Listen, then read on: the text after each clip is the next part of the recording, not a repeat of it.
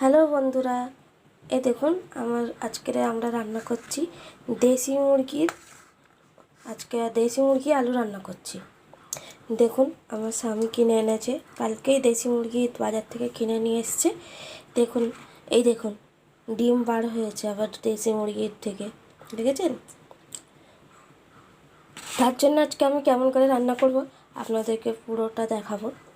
এর জন্যে আমি সামান্য লেবু হাফ কেটে নিয়েছি, এতে আমি অ্যাড করব।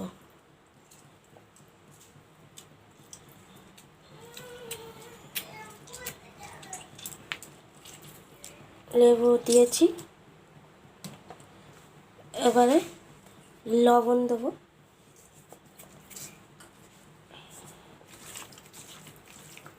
তারপরে সামান্য লঙ্কা গুঁড়ো দিয়ে একে মাখিয়ে কিছুক্ষণ আমাকে রাখতে হবে। আর এই দেশি মুরগির রান্নাটা তো একটু শক্ত হয় দেশি মুরগিটা, আর তো কড়াই করা যাবে না, তার জন্য আমাকে কুকারে একটা দুটো সিটি দিয়ে নিতে হবে। তো তার জন্য আমি এখন মাখিয়ে ম্যারিনেট করে রেখে দিই মাংসটাকে, তারপরে পরের স্টেপ আপনাকে দেখাচ্ছি। দেখুন আমার মাখানো হয়ে গেছে, এই দেখুন তেলটা গরম হয়ে গেছে। এবারে আমি ম্যারিনেট করা চিকেনটা দিয়ে দেব। চিকেনটা লাল হওয়া পর্যন্ত আমি নাড়তে চাড়তে থাকবো। দেখুন আজকে চিকেনটা যে রান্না করছি দেশি মুরগির চিকেন, এটা আমি আর কড়াই আজকে রান্না করব না, আমাকে রান্না করতে হবে কুকারে রান্না করলে, এই দেখুন ডিম বার হয়েছে একটা। কুকারে রান্না করলে এটা একটা দুটো সিটিতেই গলে যাবে, না হলে কুকারে না রান্না করলে আপনাদের তরকারিটা সেদ্ধ হবে না, একটা শক্ত ভাব রয়ে যাবে। দেশি মুরগির মাংস কুকারেই করতে হয়। এই দেখুন আমি 3টে আলু কেটে রেখেছি আর 2টো পেঁয়াজ ছিলে রেখেছি, দুটো পেঁয়াজ ছিলে রেখেছি, 3টে আলু ছিলে রেখেছি। এইগুলো আমি দেবো চিকেনে, তার জন্য এইগুলোকে আমাকে কেটে, এই দেখুন আমি রসুন আর আদা ছিলে রেখেছি ফ্রেশ, দেখুন পেশা হয়ে গেছে আমার। এবারে চিকেনটা আমি ভাজা হয়ে গেছে ভালো করে, চিকেনটা দেখুন একদম মানে ব্রাউন মতো করে। এই দেখুন আমার পাশে কুকারটার তেলটা আমি দিয়ে দিলাম, কুকার গরম হয়ে গেছে, চিকেনটাও আমার হয়ে গেছে প্রায়। এইভাবেই ভাজবেন, তাহলে সুন্দর একটা কালার আসে। এই দেখুন এবারে আমি তেলটা দিয়ে দেব, তেলটাই আমি পেঁয়াজটা দিয়ে দিলাম। পেঁয়াজটা দিতে আমার পেঁয়াজটা যতক্ষণ না লাল হয়ে যায় ততক্ষণ আমি নাড়তে চাড়তে থাকবো। পেঁয়াজটা নাড়তে চাড়তে থাকতে হবে। তার মধ্যেই আমি আদা রসুন পেস্ট, একটা মশলা তৈরি করে নিতে হবে। আদা রসুন পেস্ট দিলাম, তারপরে আমি লঙ্কা গুঁড়ো, স্বাদ মতন লঙ্কা গুঁড়ো অ্যাড করছি।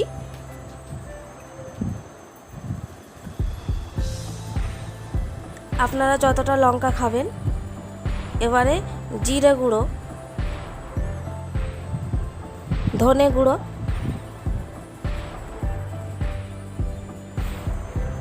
আন্দাজ মতো হলুদ গুঁড়ো,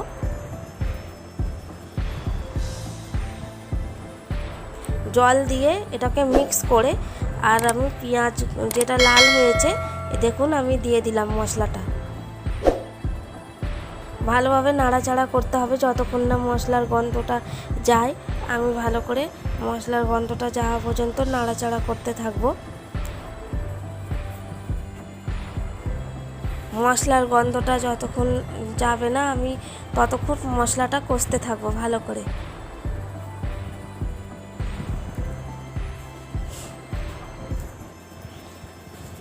মশলাটা দেখুন আমি কষতে থাকছি ভালো করে।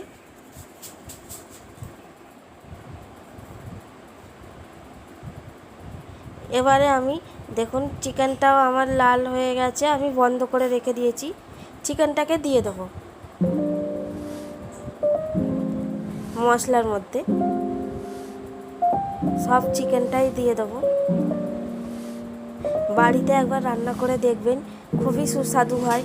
আর দেশি মুরগির মাংস তো আরও তুলনীয়ভাবে রান্না করলে আরও সুন্দর টেস্টি হয়। এবারে আমি মশলাটায় আমি চিকেনটা যা দিয়ে রেখেছিলাম কষতে থাকছি ভালো করে।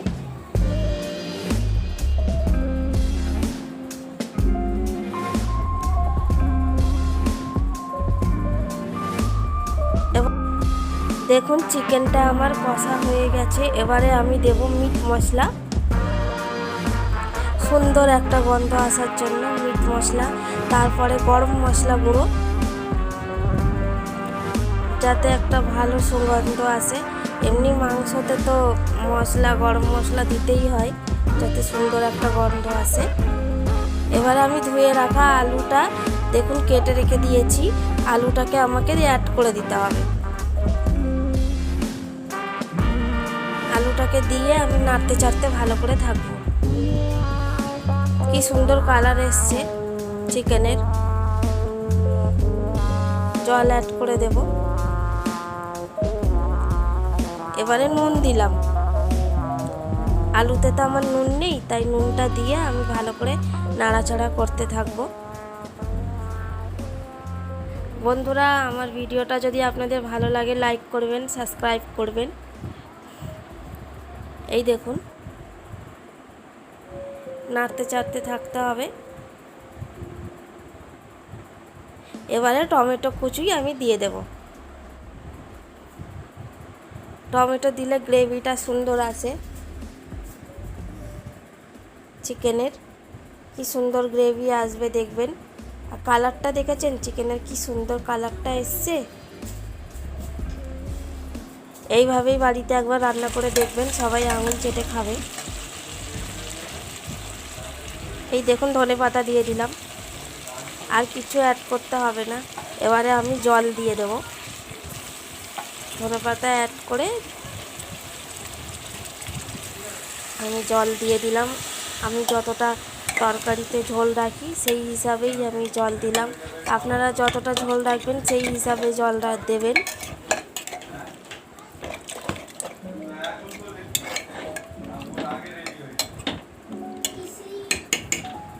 নাড়াচাড়া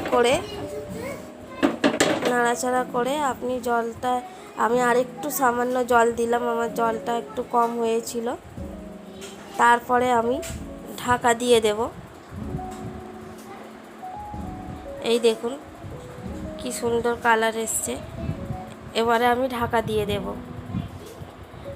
ঢাকা দিয়ে বেশি নয়, 3টে সিটি দিলেই তরকারির ভালো কালার এসে যাবে, আর সব কিছু আলু আর মাংস গলে যাবে। আমি এবারে পরিবেশন করছি। দেখুন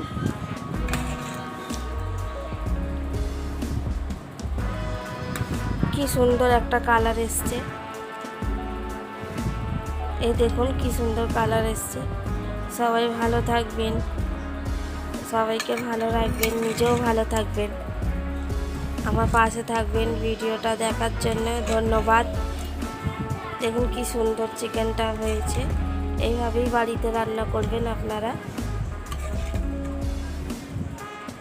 আল্লাহ হাফিজ।